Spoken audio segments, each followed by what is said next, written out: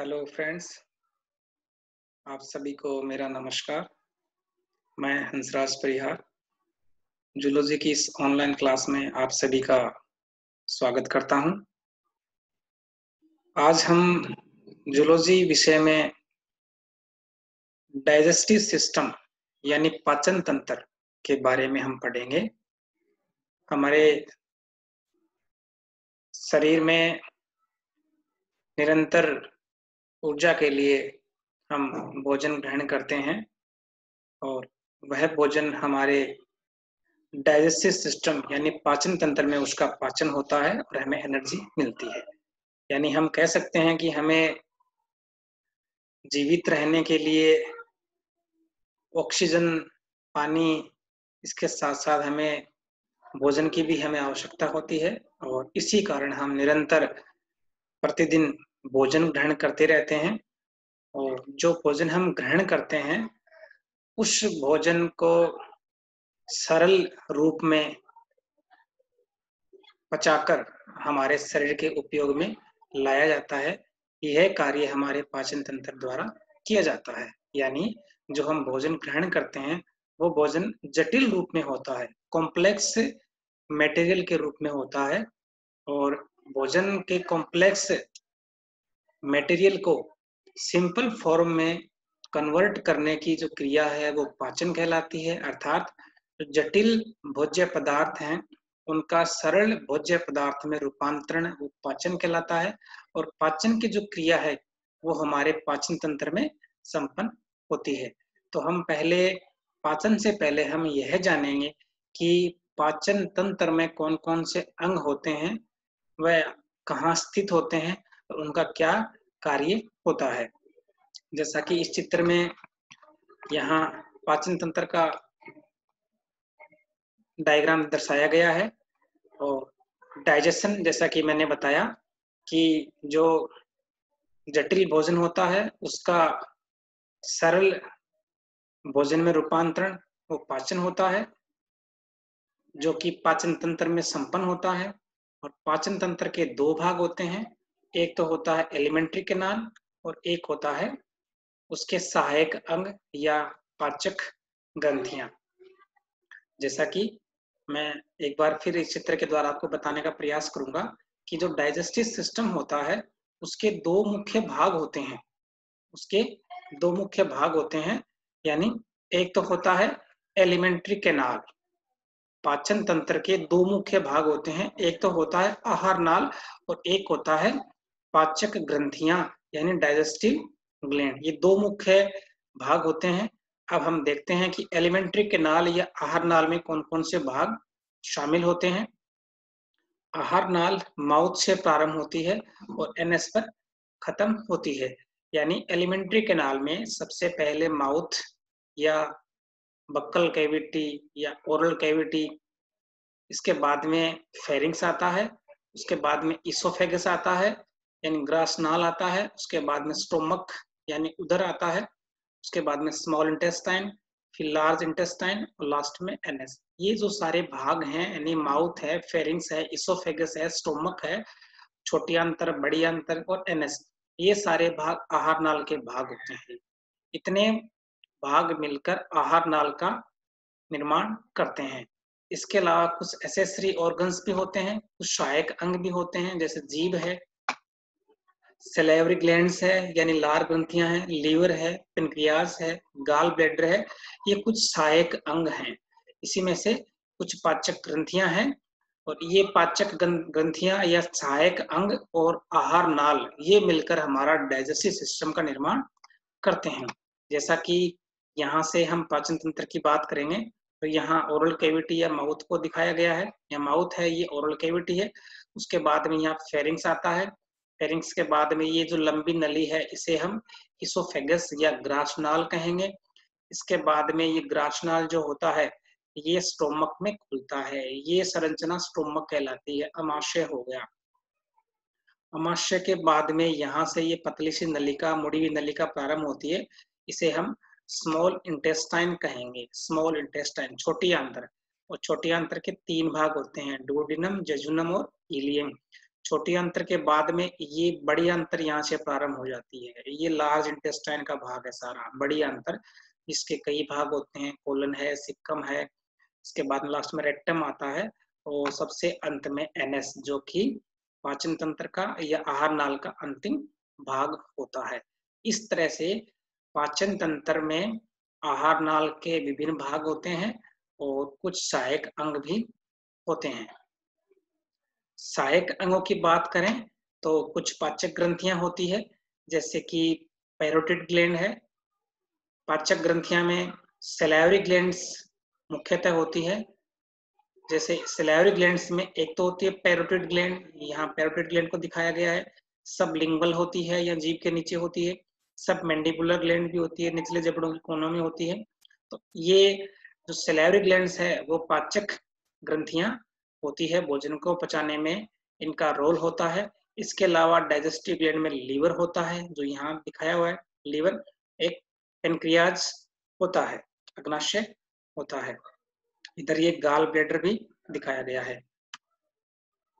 इस चित्र में उन्हें हम बात करें कि पाचन, जो पाचक तंत्र है, भोजन का जो पाचन तंत्र होता है उसमें एलिमेंट्री कैनाल और डाइजेस्टिव ग्लैंड्स होती है। एलिमेंट्री कैनाल में जो माउथ है, फेरिंग्स है, इसोफेगस है, स्टोमक है, स्मॉल इंटेस्टाइन जिसके 3 भाग मैंने भी बताए, डोडिनम, जेजुनम, इलियम, यानी अग्रांतर, मध्यांतर और पश्चांतर। बड़ी आंतर में सिक्कम है, कोलन है, रेक्टम है, उसके बाद में लास्ट में एनस में आहार नाल है, वो खत्म हो जाता है। डाइजेस्टिव ग्लैंड की बात करें तो कुछ लार ग्रंथियां होती है, अमाशय में कुछ जठर ग्रंथियां भी होती है, अंतर में कुछ आंतरिक ग्रंथियां होती है, लीवर है, और गाल ब्लैडर जो होता है, पेनक्रियाज यानी अग्नाशय, ये सब मिलकर पाचक ग्रंथियां यानी भोजन को पचाने में ये सहायक होते हैं। इसके बाद में जैसे एलिमेंट्री कैनाल, जो कि मैं भी आपको बता चुका हूँ, ये जो आहार नाल के विभिन्न भाग हैं। इस चित्र से दोबारा यदि हम देखें, यहाँ पर लार ग्रंथियों को दिखाया गया है। सैलाइवरी ग्लैंड्स है, यहाँ जो पैरोटिड है वो ये यहाँ दिखाया गया है। सबलिंगुअल है, उसके बाद में सब मैंडिबुलर है। ये ग्रंथियां सैलाइवरी ग्लैंड से लार ग्रंथियां कहलाती है, जिनका जो स्राव होता है वो सलाइवा, जो कि भोजन को पचाने में हेल्प करता है। इसी प्रकार यहाँ लीवर है, यकृत है, उसके पास में गाल ब्लैडर होता है या पेनक्रियाज, ये तो डाइजेस्टिव ग्लैंड होती है। और बाकी अन्य जो भाग इसमें आपको दिखाई दे रहे हैं, जैसे माउथ है, फेरिंग्स है, इसोफेगस है, ये स्टोमक है, यहाँ स्मॉल इंटेस्टाइन है और लार्ज इंटेस्टाइन, ये आहार नाल का भाग होता है। अतः अब हम समझ गए हैं कि हमारे जो पाचक तंत्र हमारा जो होता है उसके 2 मुख्य भाग हैं। एक तो आहार नाल या एलिमेंट्री कैनाल, जिसमें विभिन्न भाग होते हैं, और इसके साथ साथ वहाँ पाचक ग्रंथियां भी होती है जो भोजन को पचाने में हेल्प करती है। इस चित्र में भी हमारे पाचन तंत्र को दिखाया गया है, जो भोजन को पचाने का काम करता है। यहाँ देखिए आप, यहाँ स्टोमक को दिखाया गया है, और स्टोमक के बाद में जो मुड़ी हुई कुंडलित नलिका है, इसको हम स्मॉल इंटेस्टाइन कहेंगे, यानी छोटी आंत्र कहेंगे। स्टोमक के बाद में जो मुड़ी हुई नलिका, यू आकार की नलिका प्रारंभ होती है, जो पतली छोटी होती है, उसे हम स्मॉल इंटेस्टाइन कहेंगे। स्मॉल इंटेस्टाइन के 3 भाग होते हैं, डोडिनम होता है, और जेजुनम होता है, और इलियम होता है। ये 3 भाग छोटी आंत्र के होते हैं। उसके बाद में ये बड़ी आंत्र प्रारंभ हो जाती है, जिसमें कोलन है, सिक्कम है, लास्ट में रेक्टम और ये एनएस पे जाके जो आहार नाल है वो खत्म या समाप्त हो जाता है। इस चित्र में देखिए आप, इस चित्र में जो एलिमेंट्री कैनाल है उसके विभिन्न भागों को दिखाया गया है। यहाँ देखिए, इसको लीवर को दिखाया गया है, यहाँ पर ये स्टोमक है, और यहाँ ये गाल ब्लैडर है, छोटी आंत्र, और ये बड़ी आंत्र को यहाँ दिखाया गया है।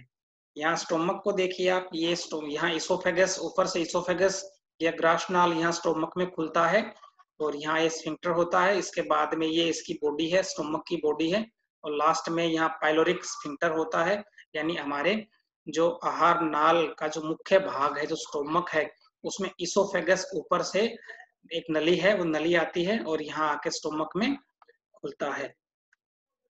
यहाँ स्टोमक को एक बार फिर हम देखने का प्रयास करें। इसोफेगस, ऊपर से इसोफेगस की नलिका आके खुलती है, और यहाँ ये पूरा स्टोमक है, जिसमें ऊपरी भाग को इस ऊपरी भाग को हम फंडस कहेंगे। ये बीच में बॉडी हो गई, लास्ट में ये पाइलोरिक वाला भाग कहलाता है। तो ये स्टोमक जो है लास्ट में छोटी आंत्र के डुओडेनम वाले भाग में खुलता है। यहाँ से ये डुओडेनम प्रारंभ हो जाती है।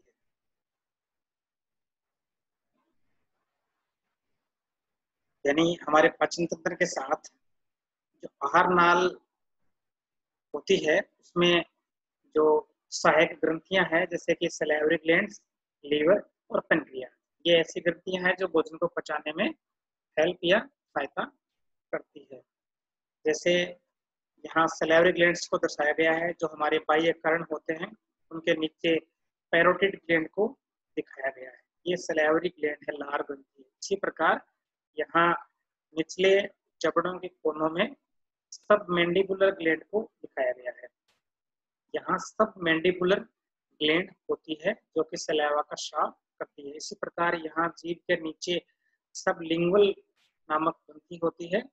इस तरह से हमारे आहार नाल के साथ साथ कुछ पाचक ग्रंथियां भी होती है जो भोजन को पचाने में हेल्प करती है।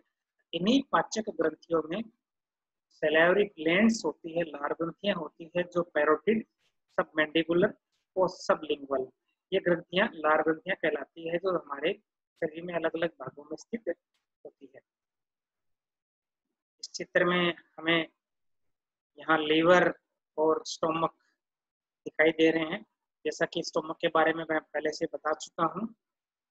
ये संरचना लीवर है, यकृत है, और यकृत में बाइल का प्रोडक्शन होता है, पित्त का निर्माण होता है, और ये डक्ट के द्वारा यहाँ डुओडेनम तक पहुंचता है। और यहाँ बाइल या जो पित्त है यहाँ से जब स्रावित होता है तो यहीं पर एक छोटी सी संरचना जुड़ी रहती है जिसे हम गाल ब्लैडर कहते हैं, पित्ताशय कहते हैं। यानी जो बाइल है वो लीवर में यहाँ इसका प्रोडक्शन होता है और गाल ब्लैडर में जो बाइल है वो स्टोर होता है। उसके बाद में एक नली के द्वारा, डक्ट के द्वारा यहाँ पर जो बाइल है वो पहुंचाया जाता है। यानी ये जो भाग है ये इसोफेगस है, उसके बाद में ये भाग स्टोमक कहलाता है। स्टोमक के बाद में ये जो भाग है यहाँ से लेके यहाँ तक ये डुओडेनम है, यानी छोटी आंत्र का भाग है, डुओडेनम कहलाता है। तो छोटी आंत्र के डुओडेनम वाले भाग में एक डक्ट आके खुलती है। ये कॉमन बाइल डक्ट होती है जो कि लीवर और गाल ब्लैडर से आ रही है और बाइल को लेके यहाँ तक पहुंचती है या बाइल को पहुंचाती है। इसी प्रकार यहाँ साइड में पेनक्रियाज होता है, पेनक्रियाज या अग्नाशय होता है जो कि पेनक्रियाटिक जूस लेके यहाँ पहुंचता है, जो कि डुओडेनम में पेनक्रियाटिक जूस को स्रावित करता है। इस प्रकार इस चित्र में भी यहाँ लीवर और गाल ब्लैडर आदि को दिखाया गया है। जैसा कि ये चित्र जो है वो लीवर का है, यकृत का है, और यकृत के अंदर जो बाइल का प्रोडक्शन होता है और जो बाइल बनता है वह डक्ट के द्वारा यहाँ से आगे ले जाया जाता है। ये डक्ट दिखाई गई है जिसके RHD कहते हैं, यानी right hepatic duct. Right hepatic duct जो राइट वाले भाग से बाइल को लेके आती है। ये LHD है जो लीवर के लेफ्ट वाले भाग से, यानी लेफ्ट हिपेटिक डक्ट के नाम से जाना जाता है। RHD और LHD मिलकर CHD बनाती है, यानी कॉमन हिपेटिक डक्ट बना लेती है। और यहाँ से बाइल जो है वो यहाँ से बाइल स्रावित होने के बाद में डक्ट में आगे बढ़ता है और यहाँ बीच में गाल ब्लैडर या पित्ताशय आता है जिसमें बाइल को स्टोर किया जाता है। इस डक्ट से एक पतली सी डक्ट है गाल ब्लैडर में जाती है, इसे हम सिस्टिक डक्ट के नाम से जानेंगे। ये सिस्टिक डक्ट है और यहाँ से जो बाइल है वो आगे यानी डुओडेनम में जो बाइल पहुंचाया जा रहा है इस डक्ट को हम कहेंगे कॉमन बाइल डक्ट। ये कॉमन बाइल डक्ट कहलाती है। इसी प्रकार इधर ये पेनक्रियाज जुड़ा हुआ है, पेनक्रियाज से पेनक्रियाटिक जूस को लेकर अग्नाशय रस को लेकर अग्नाशय वाहिनी आती है। इस प्रकार अग्नाशय वाहिनी और इधर से पित्त वाहिनी दोनों ही एक ही जगह खुलती है। इस स्थान को हम कहते हैं स्फिंक्टर ऑफ ओडाई। यहाँ पर यानी डुओडेनम के एक ही भाग पर दोनों डक्ट आकर खुलती है। कौन कौन सी? एक अग्नाशय वाहिनी आकर खुलती है जो अग्नाशय से अग्नाशय रस को लेके आ रही है। एक पित्त वाहिनी जो कि लीवर से पित्त को लेके आती है वो यहाँ पर होती है। इस तरह से ये डाइजेस्टिव ग्लैंड है, यानी पाचन ग्रंथियां हैं जो भोजन को पचाने में हेल्प करती है। कौन कौन सी? एक तो हो गया पेनक्रियास, ये हो गया अग्नाशय। इसी प्रकार ये हो गया लीवर, यानी लीवर से तो बाइल आता है और अग्नाशय से अग्नाशय रस आता है। और इस तरह से ये पदार्थ यहाँ पर या कहीं हम दुओडेनम में पहुंचाए जाते हैं और भोजन को पचाने में हेल्प। इस तरह से इस चित्र के द्वारा भी ये दिखाया गया है कि ये कॉमन बाइल डक्ट जो कि लीवर और गॉल ब्लैडर से यहाँ आती है, और ये पेनक्रियाटिक डक्ट है जो पेनक्रियास से पेनक्रियाटिक जूस को लेके आती है और दोनों लास्ट में एक हो जाती है।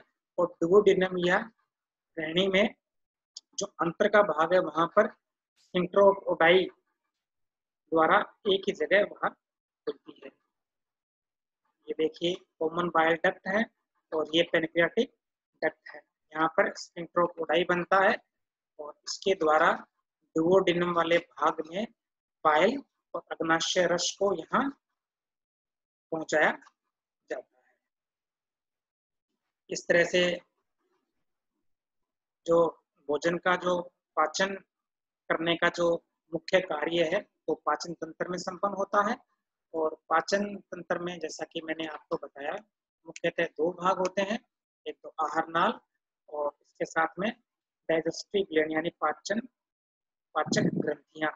और आहार नाल के जो मुख्य मुख्य भाग होते हैं माउथ है, फेरिंक्स है, इसोफेगस है, स्टोमक है और इंटेस्टाइन जो कि स्मॉल और लार्ज में विभाजित होती है, और रेक्टम और एनस। इस तरह से ये आहार नाल के भाग होते हैं। और इसी प्रकार जो भोजन को पचाने में सहायक ग्रंथियां होती है जिन्हें कि हम पाचक ग्रंथियां डाइजेस्टिव ग्लैंड कहते हैं, जो कि आहार नाल के साथ मिलकर हमारे डाइजेस्टिव सिस्टम का भाग बनती हैं।